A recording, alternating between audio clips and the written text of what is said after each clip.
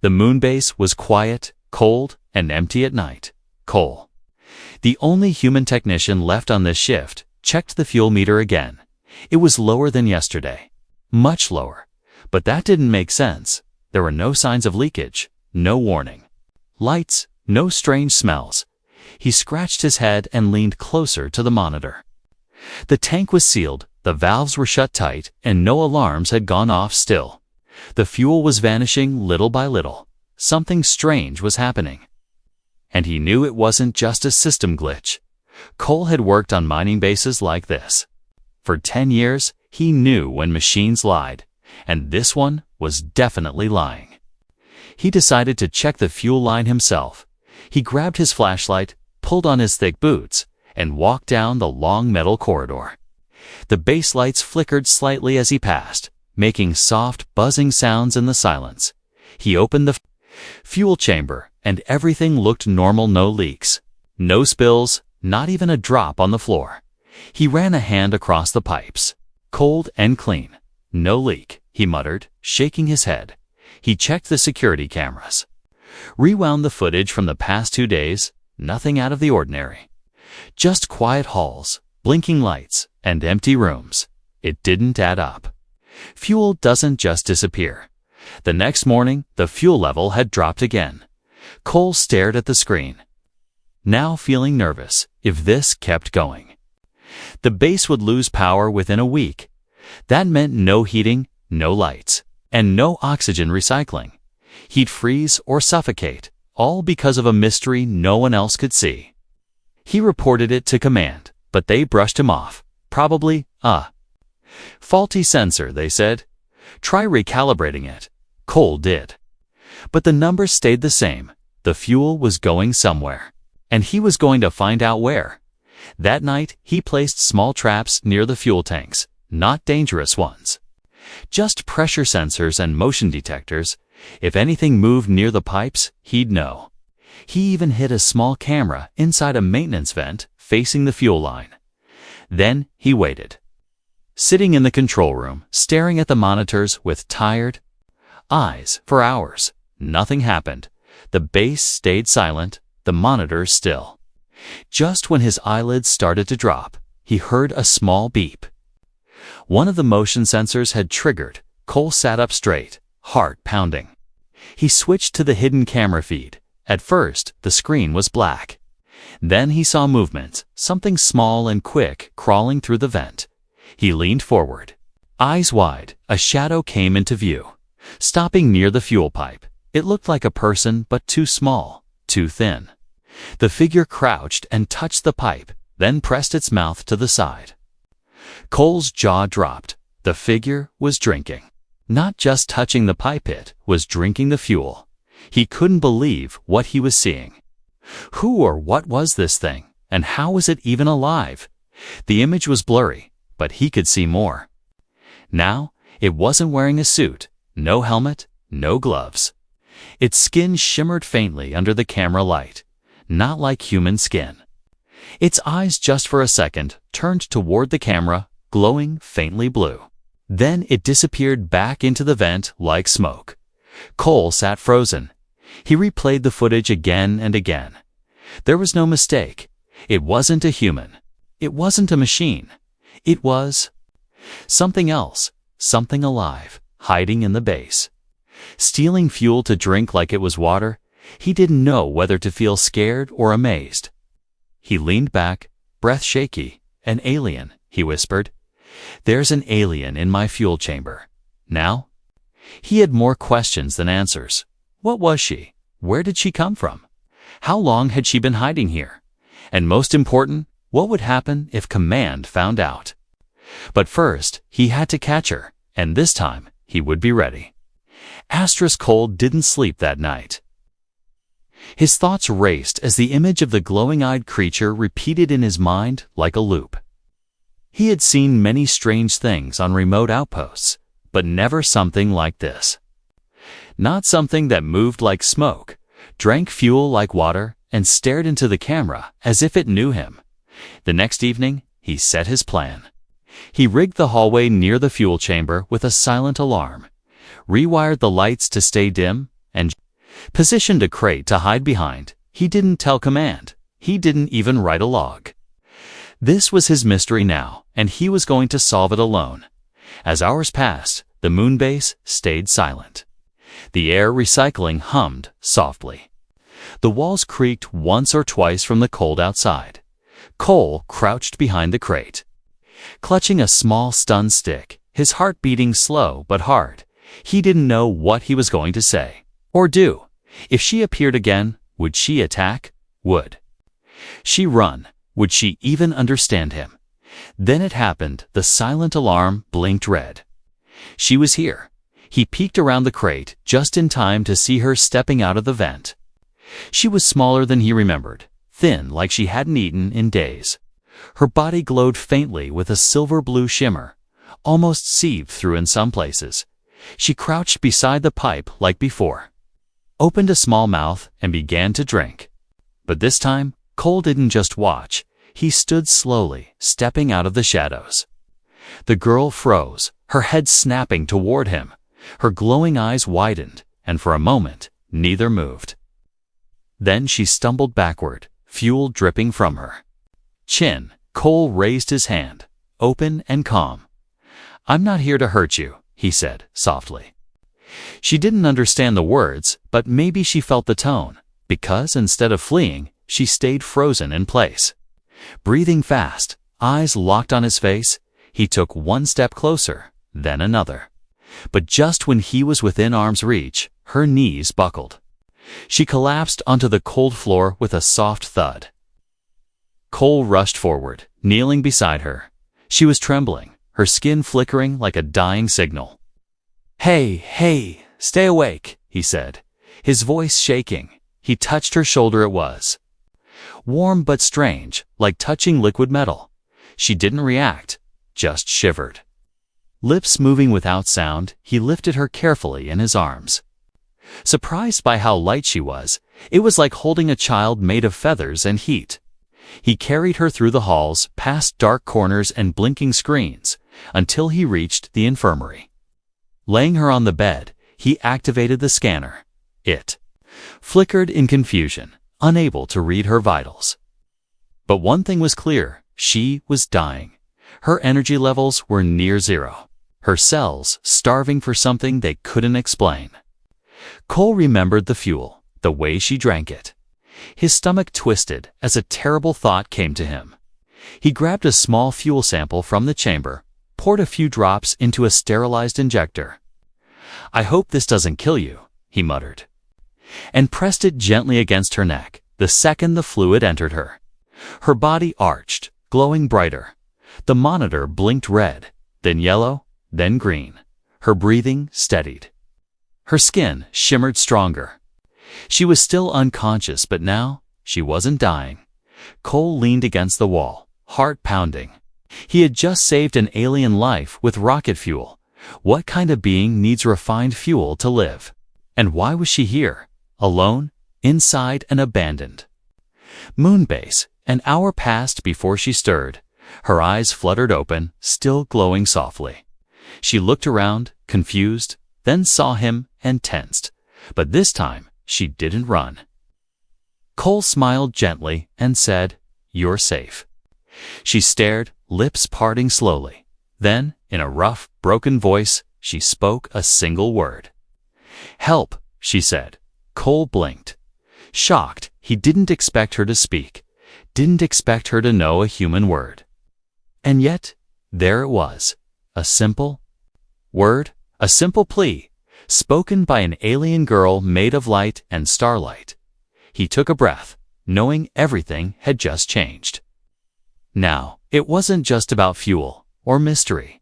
It was about survival for both of them. Cole didn't expect her to cry. But as soon as she whispered that word, help, tears slipped from her glowing eyes. They weren't like human tears. They shimmered like tiny falling stars, fading as they touched her cheeks. He had seen war, zones, engine fires, even the slow death of a friend in deep space. But nothing made his chest tighten like watching this strange girl silently weep in a cold room far from any world. She flinched when he moved closer, So he sat on the floor beside the bed, giving her space. The lights buzzed quietly above them, and the medical scanner kept trying and failing to read her data. Cole didn't speak for a while, and neither did she. Only the sound of her breath, calm now, but heavy like she carried something far bigger than her small frame. After a long silence, he asked softly, "Can you understand me?" She blinked slowly, then nodded once. Her voice was rough and small, like gravel being pushed through wind. She said. That one word made his mind spin. If she could understand. She could explain. If she could explain. Maybe this wasn't just about her survival. Maybe it was something much, much bigger. He asked her name, but she looked confused. Then she touched her chest lightly and whispered, "Nava." Cole repeated it, "Nava," and she gave the smallest smile. It was barely there, but it was real. And in that 1 second, something changed between them. She wasn't just an alien now, not just a fuel thief. She was someone. She tried to sit up, but groaned in pain. Her body glitched again, flickering like a bad signal. He held her gently, helped her sit, then reached into the drawer and pulled out a small energy bar. She took it, but stared at it like it was made of stone. "Food?" he asked. She shook her head slowly and tapped the metal injector where he had placed the fuel. "Only burn light," she whispered. Burn light. That's what she called fuel. To her, it wasn't poison or power. It was life. Cole connected a fuel line to a safer container and gave her drops through the same injector. Her color returned, skin glowing more steadily, her eyes less dim. But as she became stronger, fear returned to her face. She looked around the room, toward the camera in the corner, and back to him. Then she raised a shaking hand and placed a single finger on her lips. "Quiet," she whispered. They watch. Cole followed her gaze and suddenly felt cold. The base was always being monitored by command, every room, every corridor, even the infirmary. If someone on Earth saw Nava, they'd report it, maybe even send hunters, scientists, or worse. Cole stood and disconnected the room's feed silently, heart beating faster. Then he turned back and whispered, "No one saw you yet." Nava's shoulders relaxed just a little. She looked tired, like she hadn't rested in weeks. Cole pulled a blanket over her gently. He didn't know her story yet, but he was starting to understand the danger. This wasn't just about saving her life. He had to protect her from people like his own command. That night, he stayed in the infirmary with her. He sat by the wall, tools beside him.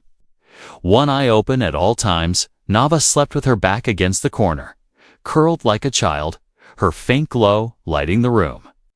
Sometime past midnight, the power flickered, just for a second. Then Nava sat up straight, eyes wide, and whispered, "Others." Cole looked at her. Confused? "What others?" he asked, but she didn't explain. Instead, she slid off the bed and crawled to the wall, tapping a soft rhythm against the metal with her palm. Like a code, the sound echoed faintly through the pipes. Then she stopped and pressed her ear to the wall. Listening, her face turned pale, glow fading slightly. She looked back at him with fear and said something he couldn't understand. Then she grabbed his sleeve and pointed to the vent. "They come." Now, Cole grabbed his stun stick and flashlight, confused and alert. "Who's coming?" he asked again. Nava only repeated, "They know." Outside the infirmary, a soft clang echoed in the hall, followed by another, closer this time. Cole stared at the door, breathing slow. Whatever this was, it wasn't over. Something was here, or coming here, and he had no idea what it was. The air inside the hallway turned heavy. Cole could feel it pressing against his skin, like invisible. The lights above the infirmary flickered twice, then dimmed to a dull red glow. Nava stood frozen by the vent, her hands trembling. Her glowing skin now dull and cracked in places. She wasn't just scared, she was terrified. He moved to the door slowly, listening. There were no footsteps. But the air itself seemed to whisper, like something alive was moving through the walls. Nava pulled on his sleeve again and whispered something low, almost like a warning. "Burrow kind," she said, her voice shaking. "They hear burn light. They hunt it. They hunt me." Cole had never heard of anything like that. He reached for the scanner on the wall and typed in the word "burrow kind." No results, nothing in the database, not even in the restricted files.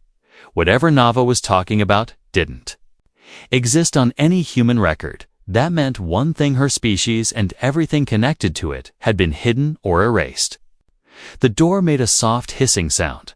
Cole grabbed his stun stick and stood ready. But nothing entered, just silence. Nava backed into the corner again, curling up, glowing faintly now, like a dying lantern.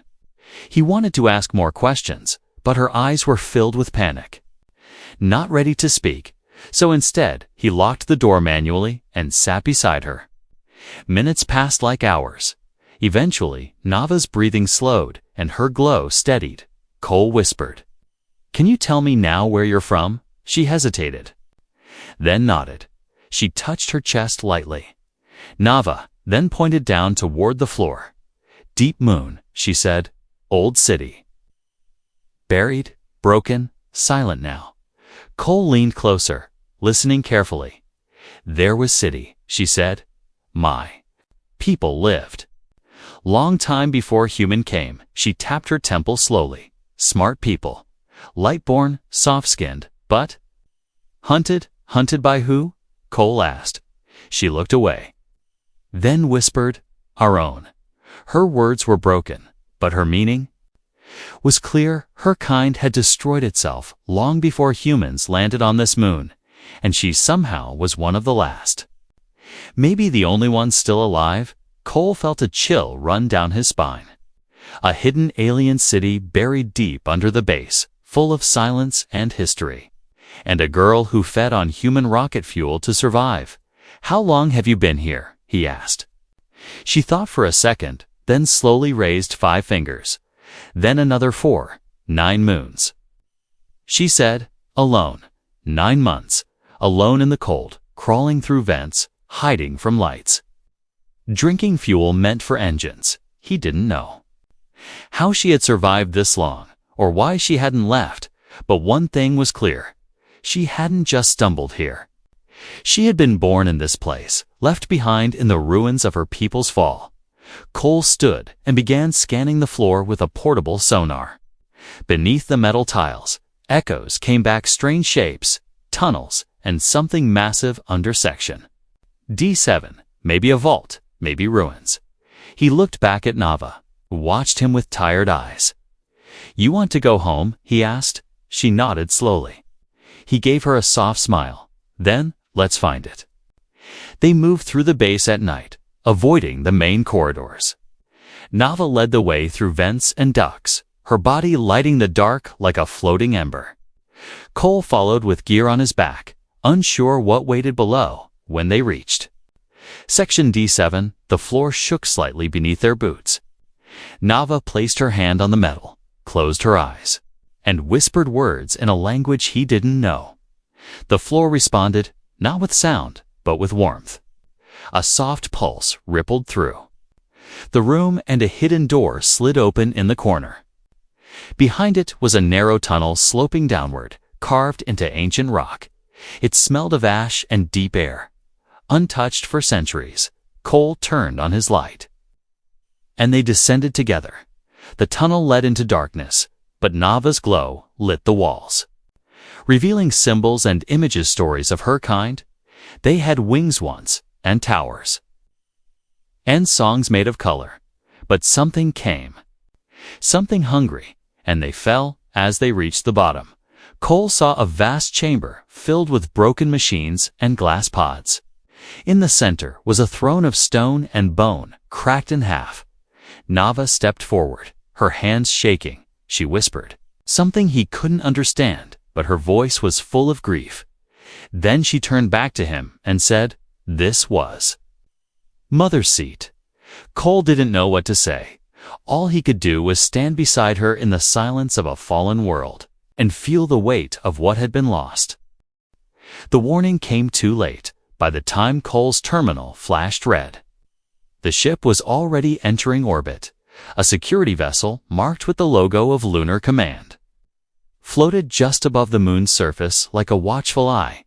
Cole stared at the alert, heart sinking. They had seen the fuel reports, noticed the drops, and now they were here to check everything. He ran back to the hidden tunnel where Nava waited. Her glow had dimmed slightly. Like she could sense what was coming. He didn't need to say anything she already knew. "Command," she whispered, her voice hollow. "They find Burnlight." Cole nodded, breathing fast. "They'll scan everything," he said. "They'll check cameras, records, air levels, everything." Nava looked down at her feet, then up at him. "Then I go," she said. Softly, "No." Cole said quickly, "You can't go out there," but she shook her head. "If they see me, you die too." He didn't have an answer for that. She was right. If the team found an unregistered life form, a fuel-consuming alien hiding in vents, Cole would be seen as a traitor. Or worse, a smuggler of alien life he had already shut down. The infirmary camera rerouted the system logs, even deleted her image from the fuel chamber footage. But it wouldn't be enough, not against real investigators. Nava walked deeper into the ruins, past the broken throne, and stopped near a dark wall with her fingers. She traced an ancient symbol, glowing faintly beneath the dust. A panel opened a secret chamber, just big enough for her to hide. She looked at him one last time and said, "Only call." When safe, then the door closed, sealing her behind stone and silence. Cole climbed back up the tunnel just as the base doors opened. 3 officers stepped in, cold faces, sharp eyes, rifles on their backs. The leader, a tall woman with silver badges, scanned him with her visor. "Technician Cole Renner," she said. "We're here for an internal investigation." He kept his voice steady. "Yes, ma'am. I've already recalibrated the fuel sensors, but the readings still show unexplained loss." She didn't nod or thank him, just gestured to her team. "Full sweep, level to level," she ordered. Cole followed silently as they scanned the tanks, vents, and floors. His stomach twisted each time they paused, especially near the infirmary in section D7. The sonar pinged once near the tunnels, but the officer shrugged. "Old rock echo," she muttered, and kept moving. But just when he thought they would leave, one of the guards spoke up. "Commander, motion sensor data from 3 nights ago. There's a gap." Camera 7 went dark. Cole's hands clenched. He had disabled that camera himself to protect Nava. The commander turned slowly toward him. "Explain," she said. He swallowed, then lied. "Dust shorted it. I was going to replace it this week." She stared at him for a long second, then walked past him into the control room. She tapped the system logs, searched deeper, and paused. "You wiped video logs too," she said calmly. "That's no dust problem." Cole's heart pounded so loud he could barely think. The guards reached for their weapons slowly, not raised, but ready. Then, just before they could speak, the lights flickered. Not like before this time, they went out completely. A deep sound vibrated through the walls, like a distant growl mixed with metal groaning. The guards looked around, confused. Cole's blood ran cold. That wasn't Nava. That was something else, from the vent above. A sharp thud echoed, then another. The commander raised her weapon, aiming upward. "Something's in the system," she whispered. Cole knew that sound didn't belong to Nava's soft footsteps. It was heavier, more brutal. He remembered her words, burrow kind. Not all of them were gone. The vent above burst open, and a dark shape dropped down. It was taller than Nava, skin cracked and black, with jagged limbs and eyes that burned like fire. The guards opened fire, but it moved too fast. It slammed one into the wall, threw another across the room. Cole ducked and rolled behind the control desk, heart racing. The commander shouted for backup, her voice shaking for the first time, but the signal was jammed. Cole grabbed his stun stick and crawled toward the emergency button, but the creature knocked it out of reach. Then, from behind the stone wall below, a soft blue glow appeared. The secret panel opened. Nava stepped out, eyes shining bright. No longer scared, no longer weak, she looked at the creature and said something in her ancient tongue. It turned, paused, then hissed. They were the same kind, but not the same heart. Cole didn't know what she said, but it made the beast stop, just for a second. That was enough. Asterisk, it felt like time had stopped. The alien beast stood still. Its fiery eyes locked on Nava, its claws halfway raised. Cole didn't dare breathe.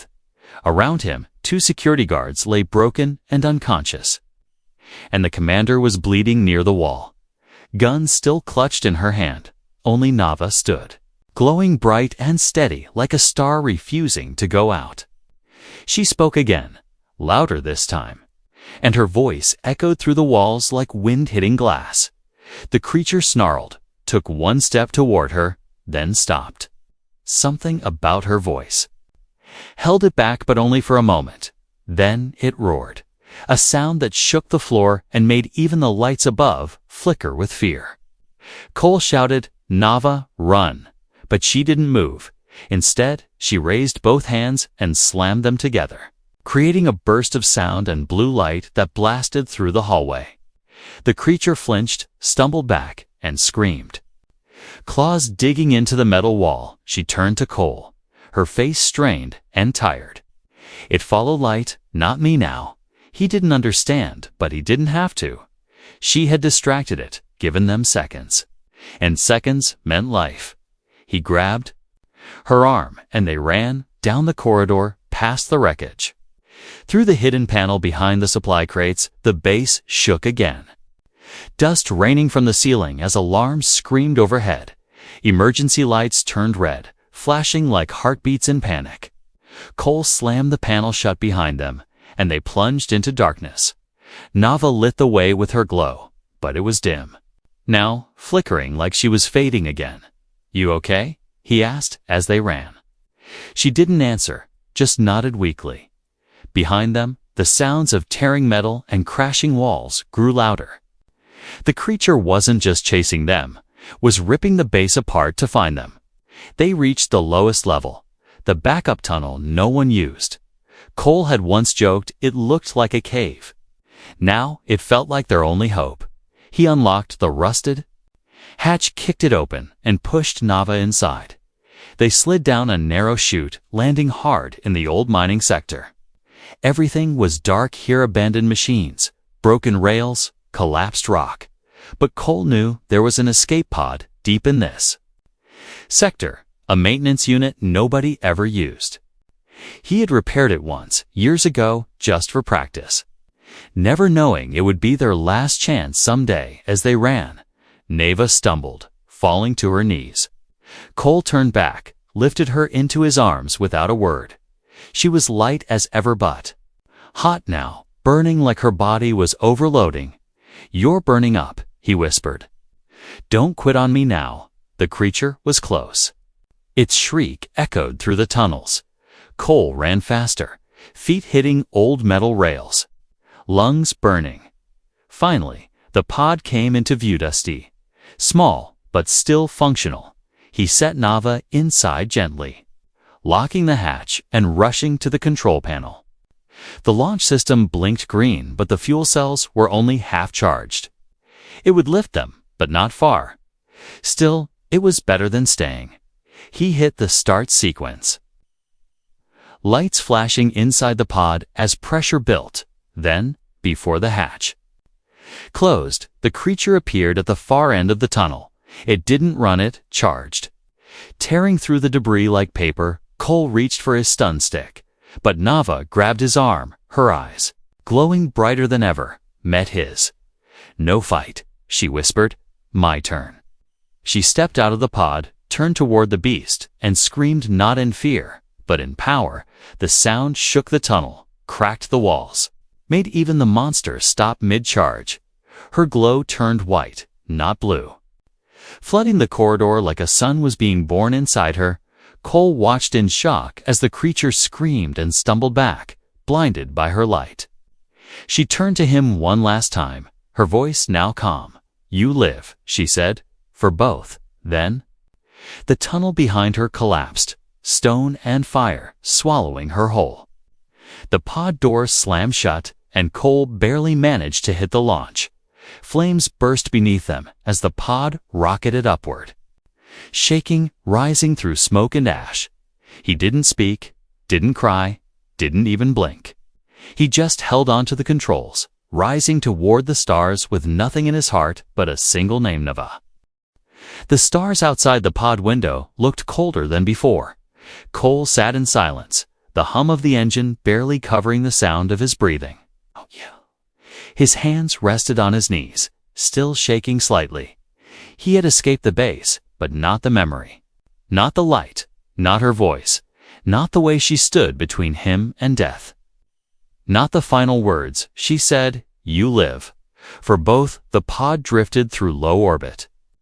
The emergency beacon blinking slowly.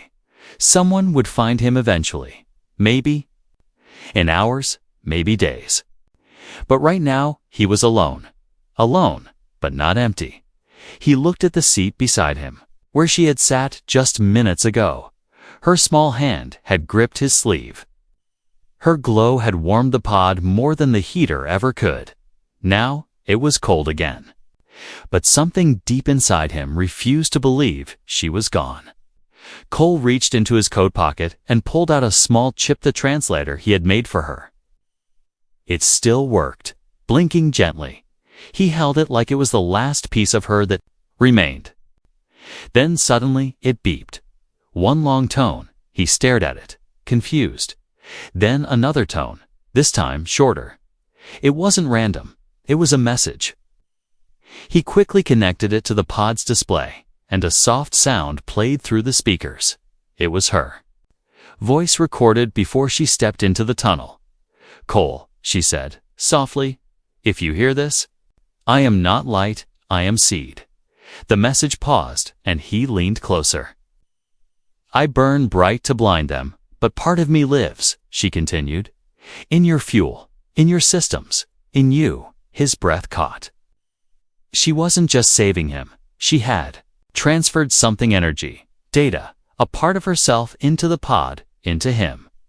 He checked the pod's console again. There was a strange file embedded deep in the system.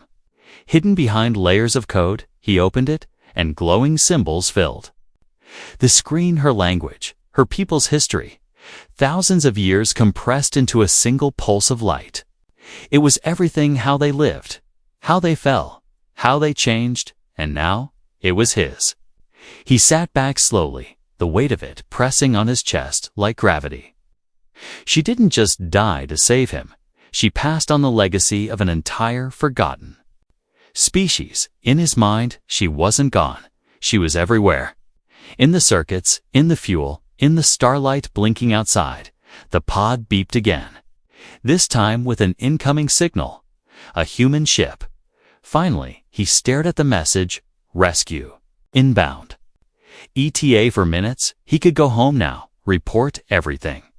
Tell them about the attack, the fuel leak, the collapsed base. But he wouldn't tell them about her. Not yet. Some things were too precious to hand over.